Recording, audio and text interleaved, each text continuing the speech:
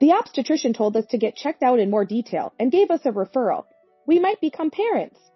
Daniel would be happy, I thought. That's what I was thinking. But Daniel's words were different from what I had imagined. Huh? Seriously? Daniel looked perplexed and sighed as if it were a bother. What's wrong? We've been wanting a child for so long. Aren't you happy? Pregnant? I don't know anything about that. Please just stop talking. Do you plan on having a kid and spending even more money when you're living off me?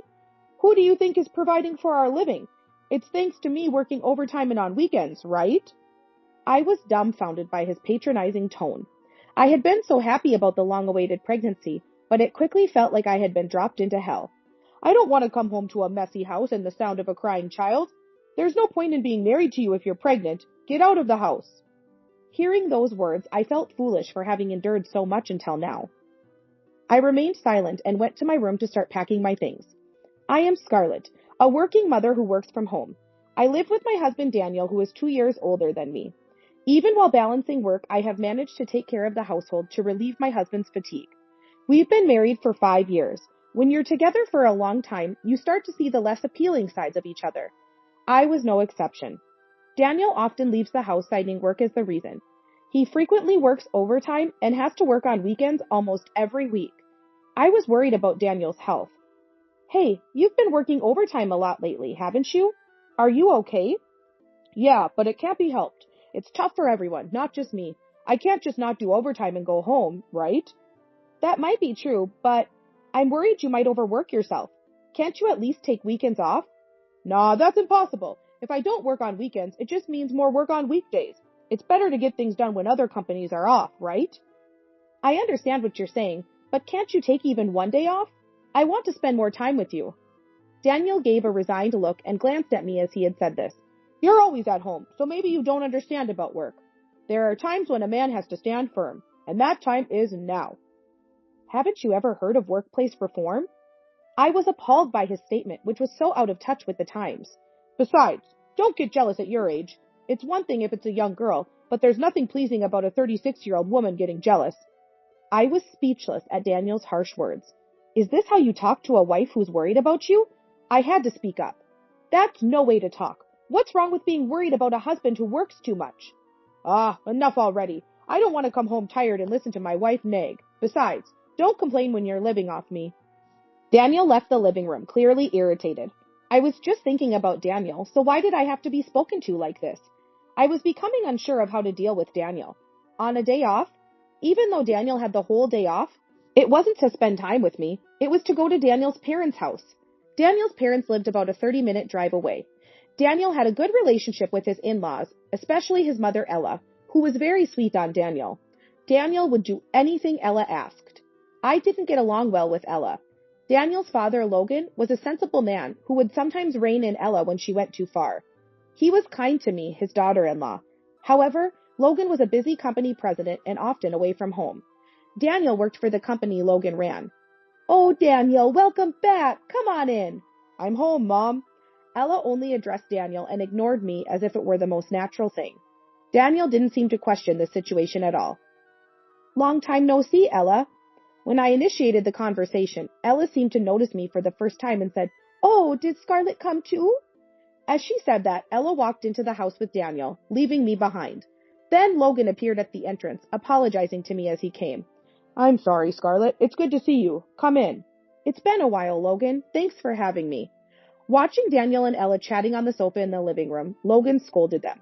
Why did you two go ahead and leave Scarlett behind? It's only proper to show her in together. Well, I did call out. She could have just come in on her own. It's not right to just walk into your husband's family home on your own. We invited her, so we should be considerate. You should understand, being a wife yourself. Dad, don't be so hard on Mom. She was just happy to see me back. Maybe she just got a little carried away. I can't understand being so overjoyed just because an adult son comes home once in a while. Logan shook his head and apologized to me again.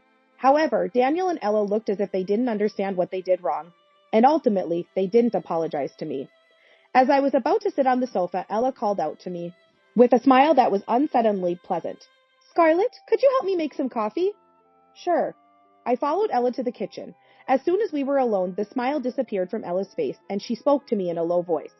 Come on, hurry up and make the coffee, and make sure you prepare the cookies properly. Whenever I visited my in-laws, Ella would push household chores onto me, especially when Logan wasn't looking. She knew she'd be scolded by Logan if he found out she was making me do all the work. Such a cunning person. But this was nothing new to me. I was used to it by now. While I prepared the coffee, Ella continued to criticize me nonstop. My clumsiness, the cookies not being to her taste, my unfortunate-looking face. She would list these complaints and finally conclude with, "Really? I wonder why Daniel married someone like you." It's astonishing how she can tirelessly complain about me every time. At first, I was shocked by every comment, but after 5 years of the same, I seem to have become numb to it. For minor things, I just apologize with a simple, "I'm sorry," and let it go in one ear and out the other. Perhaps my lack of reaction was boring for Ella, as she continued her tirade against me. "It's been 5 years since you got married and you still don't have children. Could it be that you're infertile?" My body tensed up instantly. This was something I had always been sensitive about. I had wanted children since the beginning of my marriage. Her blunt mention of such a delicate topic made me struggle to contain my anger. Noticing my reaction, Ella seemed to decide to press the issue further. "Daniel is our only son. Isn't it the wife's duty to produce an heir? Don't you even understand that?" "Well, I do want children, but children are a blessing, and I don't want to hear excuses. If you can't fulfill your duty as a wife, you're not fit to be Daniel's wife. You might as well get a divorce." Just as I was about to retort to her insensitive remarks, Logan entered the kitchen. "It seems to be taking a while. What's going on?" "Oh, Father, it's nothing. I'm just about to bring the coffee." Pretending as if she had prepared it herself, Ella snatched the tray from me and took the coffee and cookies to the living room. "Scarlett, are you okay? Did Ella say something to you again?" "No, I'm fine." It seemed Logan hadn't heard our conversation. The thought of bringing it up again was too painful for me. I answered Logan with a forced smile, suppressing my anger. As if nothing had happened, Ella was chatting amiably with Daniel. The coffee I drank while looking at Ella's face tasted like nothing. I wanted to leave as soon as possible. That thought kept running through my mind. Months had passed since that visit to my in-laws. Daniel was still bogged down with overtime and working weekends. Lately, I had been feeling unwell, hardly able to get out of bed. I managed to keep up with the essential household chores, but it seemed Daniel hadn't noticed any difference from before. His obliviousness was a relief at this moment. After several days of feeling unwell, I decided it was time to visit the doctor. At the local clinic, I received unexpected news from the doctor. That evening, as I warmed up dinner for Daniel, who returned home late, I decided to speak up. "Hey, there's something I need to talk to you about." "What is it? Does it have to be today? I'm tired from work." Despite claiming to be working even on days off, he's never at home. I almost said that, but held back at the last moment. I didn't respond to Daniel's question. I continued speaking without addressing it. "I've been feeling unwell for a few days, so I went to the local clinic today. They said I might be pregnant." "What?" Daniel's eyes widened as he looked at me. This way, I won't have to endure any nagging from Ella. Thinking this, I felt a bit relieved. "They told me to get a thorough checkup at the obstetrician's and gave me a referral. We might become parents." I thought Daniel would be happy. That's what I was thinking. But his response was not what I had imagined. "Huh? Seriously?" Daniel frowned and sighed as if it were a bother. "What's wrong? We've been wanting a child for so long. Aren't you happy?"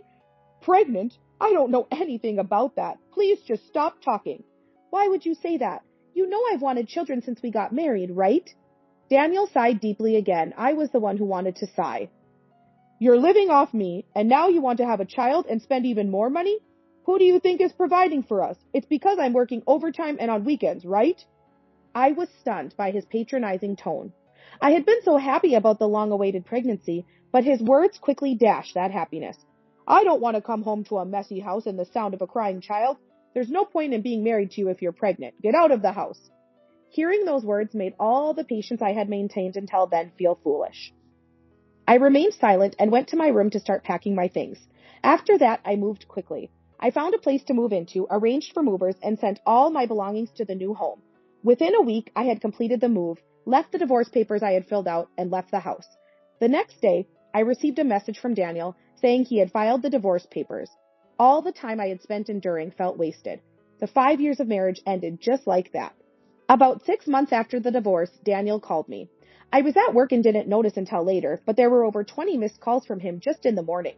There had been a few calls from him every few weeks before, but I had no desire to talk to someone I had divorced and had ignored them. However, this many missed calls was unprecedented. It might have been an emergency, I thought, and decided to call Daniel back. He answered after just one ring. You finally picked up. You're late. The first thing I heard when he answered was Daniel shouting. I regretted calling back immediately. What the hell do you think you're doing? What do you mean? I don't understand what you're talking about. Don't lie. It's about the rent. I got a call saying it's been half a year of unpaid rent. And the utilities, too. What's going on? His absurd accusation almost made me laugh. This wasn't something you discuss with an ex-spouse. If you're getting notices, just pay them. Why are you calling me about this? It was supposed to be deducted from my account all this time, right? Why did you change the account as soon as you left? Such harassment. You really have a terrible personality. Of course. I made it so it couldn't be deducted from that account anymore. Why should I pay for rent and utilities for a house I don't even live in anymore? There was silence on the other end of the phone. Daniel was probably filled with question marks in his head by my unexpected response. Huh? Did you just say you were the one paying for our living expenses? Daniel finally started talking in a condescending tone. Don't joke around. I was the one providing for you. There's no way you could afford that. What are you talking about? Thinking you were providing for me is a huge misunderstanding. Your salary alone couldn't possibly support the both of us living as adults. Huh? What are you saying? I'm the son of the president. My income is obviously high. High income just because he's the president's son? What kind of logic is that? It was time to confront him with reality. Have you ever looked at your own payslip? Why don't you check it right now? Then we'll talk. Daniel seemed to be getting irritated with my rebuttals. He said he'd check and seemed to go look for his payslip. It just so happens it's payday this week. Wait, I'll check right now. His voice suddenly cut off, so I checked my phone signal. It was fine. It seemed Daniel had suddenly gone silent. Huh? What's this amount? What's going on? For some reason, your salary is significantly lower compared to others your age. Daniel seemed unable to accept reality, murmuring no way and can't be on the other end. Uncertain if he was listening, I continued. Yet you lived in an upscale apartment and splurged on brand items, thinking you're the president's son. With such spending, it's no wonder you couldn't afford living expenses or rent.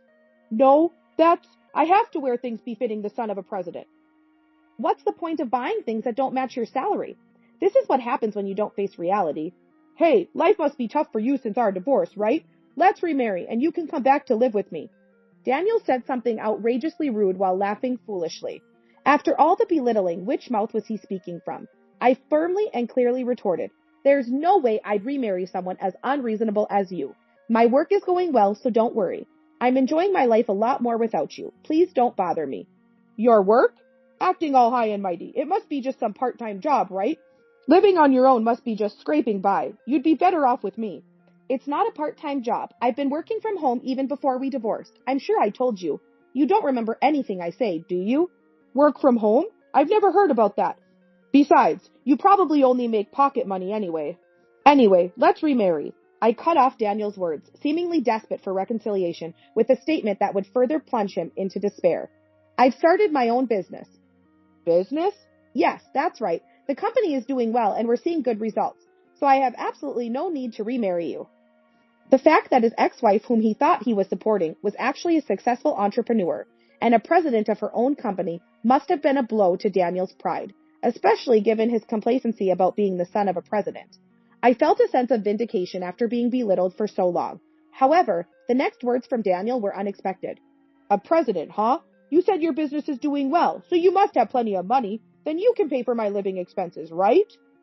I was astounded by the lack of pride in Daniel's words, coming from someone who was supposed to be so full of it. It's surprising how people can act so desperately when they're out of options. We're divorced, remember? We have nothing to do with each other. I'm not going to pay money for someone who's a stranger to me now. Wait, Scarlett.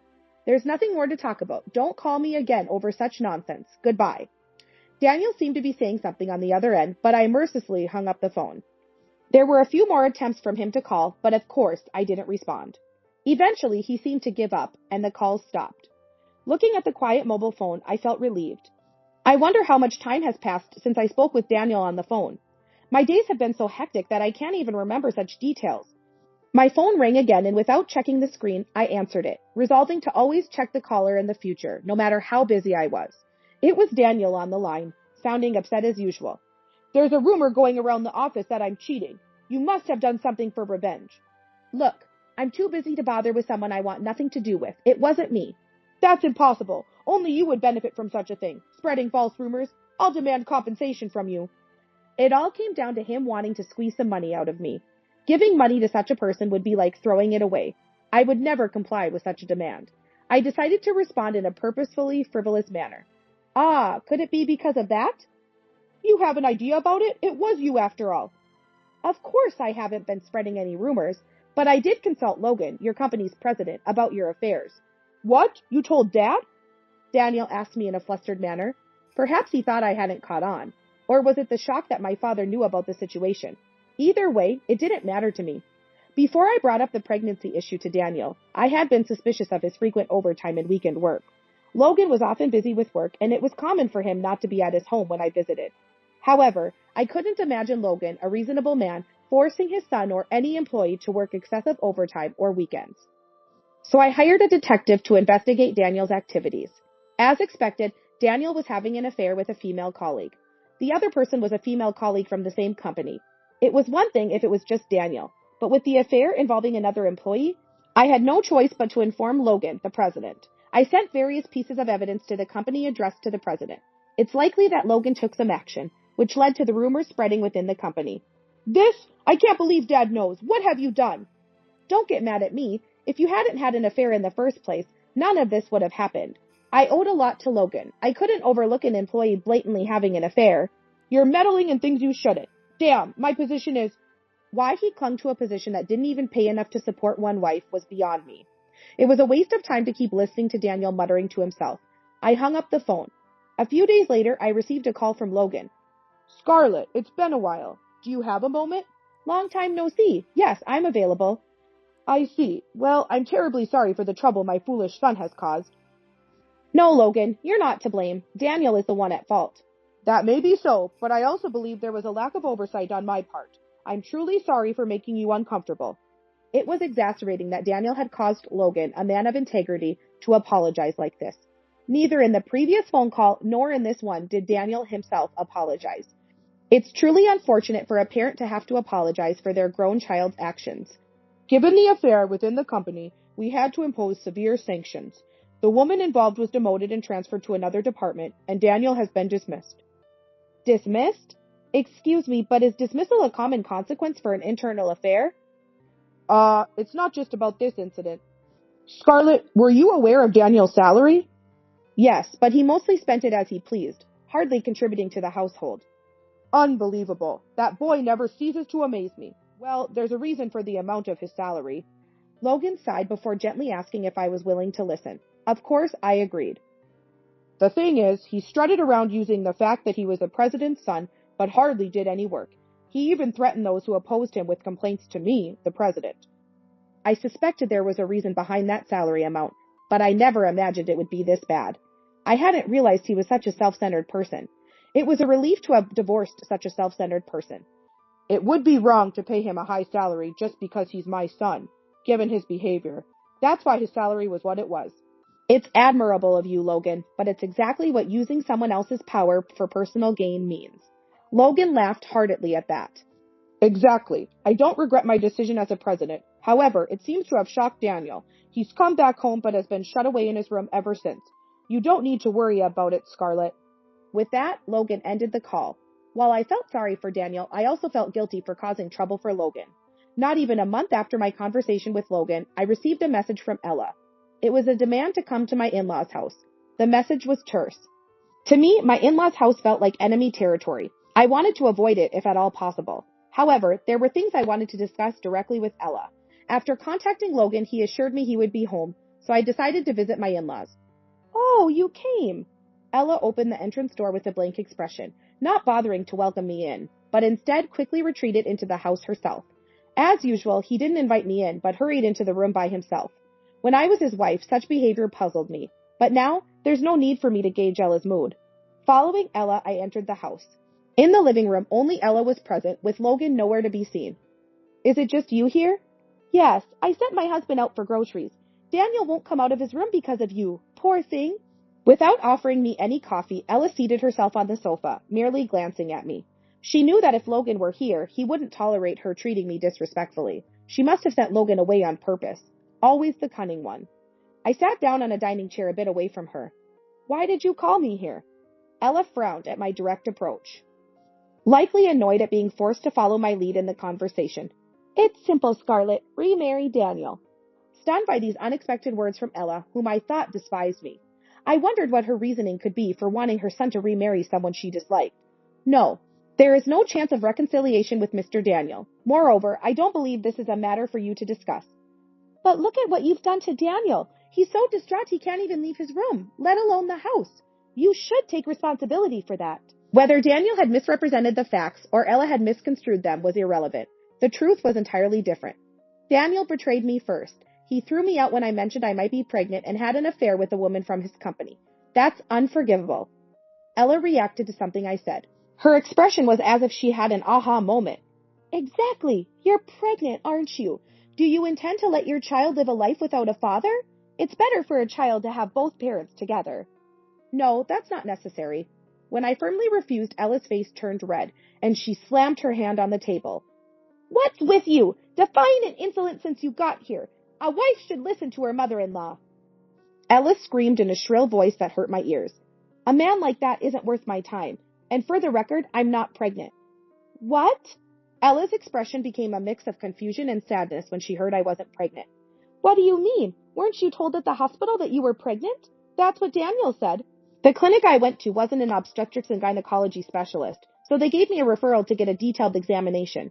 It turned out to be just a health issue, not a pregnancy. I see. Ella's face fell into complete despair. She must have been planning to use the child as a reason to push for a reconciliation with Daniel. Such naive thinking. I wouldn't want to raise a child with someone who couldn't even be happy about a pregnancy. So there's no need to worry about the child's father. I won't be remarrying Daniel. What? What do you mean? Do you no longer care about Daniel? Don't you feel sorry for him?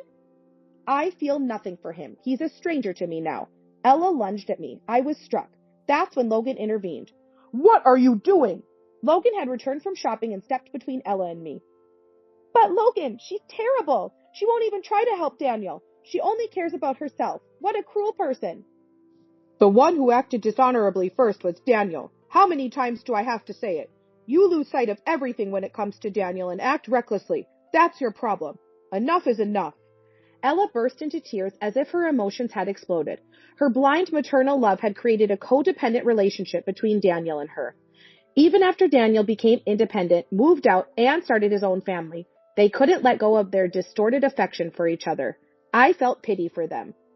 Logan, Ella, I'm here today to tell you directly that I will be filing for compensation against Daniel and his affair partner in the divorce court. Ella continued to scream at me, but her voice was choked with tears, making it hard to understand her words. It was undoubtedly more abuse directed at me. Yes, that's right. Of course. Please proceed with that. I'll cover Daniel's part and promise to pay in full up front. After that, I'll ensure he repays me. I won't let his mother interfere, so you can rest assured. Logan remained my ally to the end. Ella continued to rant incoherently. When Logan thundered, If you continue to spoil Daniel, I'll consider divorce. Change your ways. Ella finally bowed her head in silence. Despite all the commotion, Daniel never showed his face. Later, through my lawyer, I filed for compensation against Daniel and his affair partner in the divorce court. Both were paid in full.